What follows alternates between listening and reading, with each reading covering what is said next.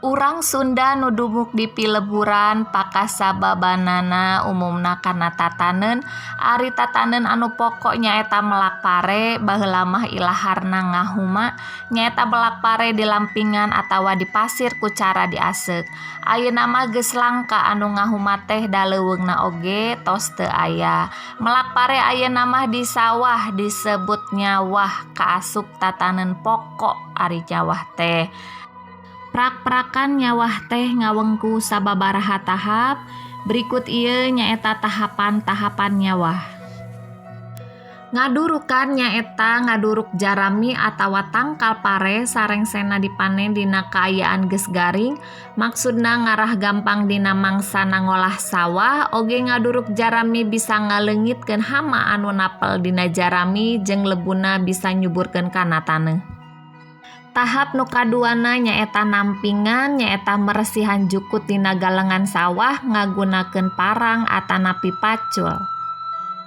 Lanjut tahapan nu katilu mopok. Mopok nyaeta naplokkeun leutak sawah kana galengan di mana geus bersih di tampingan.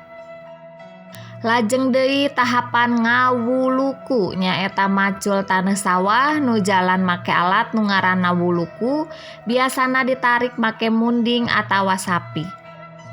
Nu kalimana tebar nyaeta ngawurkeun binih pare kana pabinihan anu geus disiapkeun samemehna. Tahap salanjutna nyaeta naplak. Ngaguratan leutak nu aya di sawah make hiji alat tina kai sangkan dina mangsa melak binih pare henteu papareolan. Tahap salanjutna nyaeta babut. Nyabut binih pare tina pabinihan pikeun dipindahkeun ka sawah. Binih pare anu ditebar samemehna di mana geus jadi jeung jangkung kurang leuwihna 10 cm. Salajengna tandur nyaeta melakan binih pare meunang bubut tadi dina leutak sawah anu geus diguratan make naplak.